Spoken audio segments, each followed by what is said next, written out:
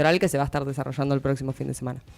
En Estados Unidos, algo totalmente increíble, pero en la concepción literal de la palabra increíble, porque altos funcionarios del gobierno de Donald Trump incorporaron a un grupo de la red social Signal, a un periodista, un grupo en el cual estaban hablando con detalles de un ataque que el país ejecutaría sobre Yemen, un ataque que efectivamente sucedió. Ni el periodista se lo podía creer, pensó que era un grupo falso, pero no, eran chats reales, filtró algunos de ellos y luego salió el asesor de seguridad nacional, Mike Waltz, a asumir la total responsabilidad sobre esta equivocación que había tenido agregando a un periodista a un grupo privado de funcionarios. ¿Equivocación?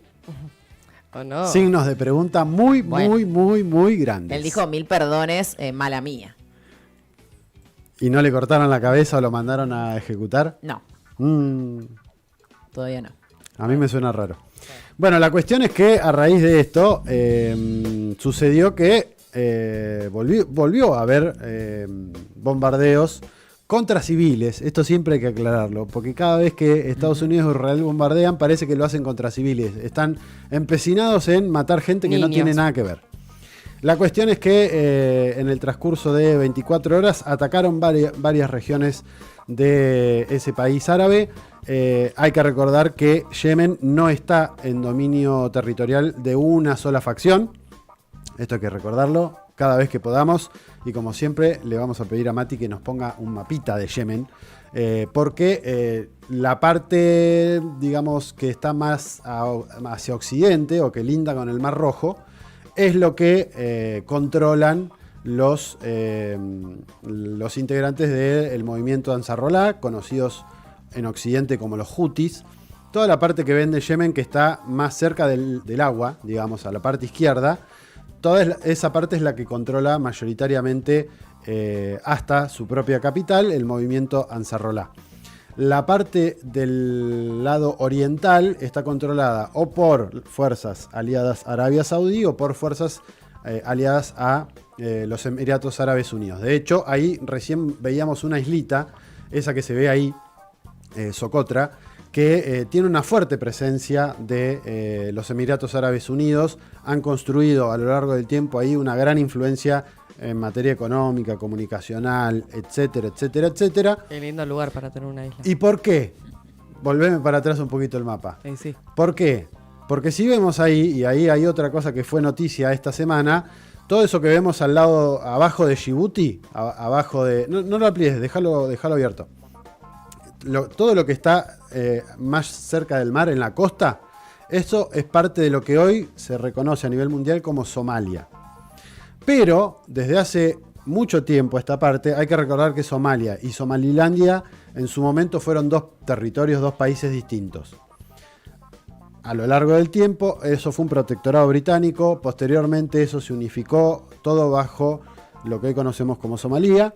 Pero hace algunos días la administración de Donald Trump dejó entrever que estaba analizando y que había negociaciones con el gobierno de Somalilandia, que tiene un gobierno autónomo, tiene un presidente y reclama un territorio particular, que es toda esa parte que está en el Cuerno de África, al lado de Etiopía y abajo de Yemen, de Djibouti, perdón, que es la entrada al Golfo de Adén, y que es la entrada al Mar Rojo, y que es la entrada del Canal de Suez. Lugar por donde pasa entre un 15 y un 20, un 30% del comercio a nivel global de lo que viaja en barco. De ahí la función o la región estratégica en la que se convierte ese canal, porque tengamos en cuenta, si un barco tiene que no pasar por ese canal y dar toda la vuelta, bordeando todo África, pasando por arriba, eso le cuesta a cada embarcación no solamente como un mes más de navegación, sino como $2 millones más por cada uno de esos viajes. O sea, imagínense el golpe económico que significa ello. Por eso, Ansarolá en Yemen lo que hace desde un tiempo a esta parte, en solidaridad con el pueblo palestino, es bloquear los barcos que pasan por ese canal, por el Mar Rojo, que van hacia Israel. Y ahí la nueva incursión de Estados Unidos de decir, bueno, no, hay que empezar a bombardear a los Houthis o a los de Ansarollah, son terroristas, y de ahí que hayan nuevamente empezado a bombardear las ciudades, entre ellas la capital Sana.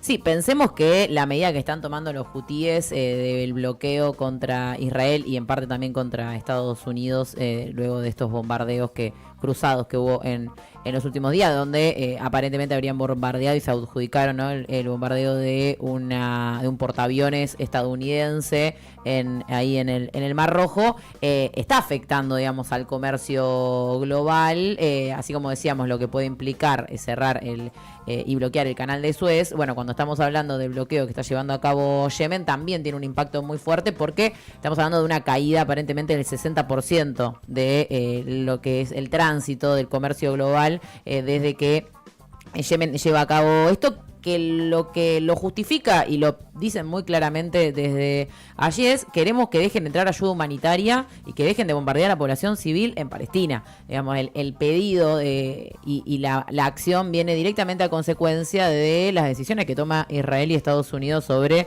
el pueblo palestino, que está siendo bombardeado, violentado, víctima de un genocidio y una apartheid permanente, y lo que hace el pueblo yemení es, bueno, lo que no hace la solidarizarse. ONU, básicamente, Claro. boicotear el genocidio en Gaza. Bravo, Yemen. Listo. Sí, de hecho lo que estamos viendo, Se terminó el tema. de hecho estamos viendo imágenes ahora en el canal de YouTube, para quienes no estén Sí. en YouTube, si quieren verlo, vengan al canal de YouTube. Ahí hay imágenes que tomamos ahí de un canal argentino, que muestran que, y esto es todas las movilizaciones que hacen los yemeníes, que no necesariamente son militantes de Ansarollah, todas se ven armas. O sea, es un pueblo que está armado hasta los dientes. Sí. No es que está en Argentina donde las armas las tienen algunos y que no sé qué, que las tiene el crimen organizado y la policía y no sé qué y no sé cuánto. Allá hasta el más pequeño tiene armas. ¿Pero por qué? Porque vive en una zona que vive en guerra permanente. Los yemeníes, y esto nos reíamos a veces, o se reían de que yo decía hay que prestarle atención a lo que pasa en Yemen. Estoy hablando hace 10 años atrás, cuando decía, no, porque en Yemen pasa tal cosa, y me decían, no, bueno, después me jodían con que, ¿qué pasa en Yemen? Me decía, ¿qué pasa en Yemen? Bueno, Hay que decir pasa Nicolás que, siempre tiene razón sobre dónde hay que poner el pasa ojo. que los yemeníes son muy solidarios y son un pueblo que está haciendo algo que debería hacer la humanidad, que es protestar por el genocidio que está cometiendo el Estado de Israel con complicidad de Europa y de los Estados Unidos en Gaza.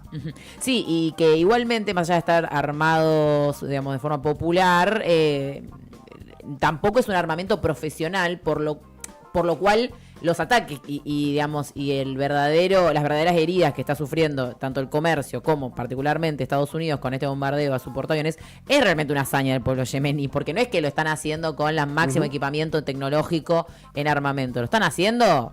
Bueno, de hecho Con respuesta. lograron construir misiles hipersónicos propios. Claro, están en modo producción nacional de armamento. Occidente dice, eso en realidad es Irán que los banca, y de hecho hay muchos analistas que plantean que en realidad después del golpe que significó el asesinato de Hassan Nasrallah, el líder de Hezbollah en el Líbano y de otros referentes de esa organización político-militar, la cabeza de la resistencia por fuera de Irán, hoy por hoy, es Ansarollah de Yemen.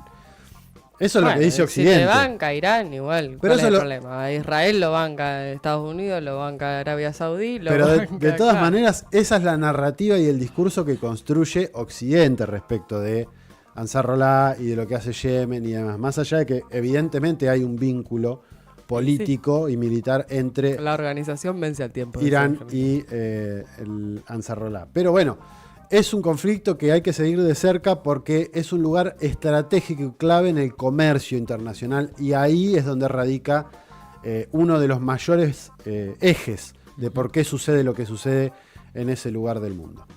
Tanda y venimos con la segunda hora.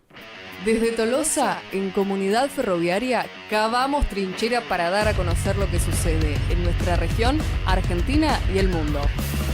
Radio Trinchera, porque la verdad está en el barro.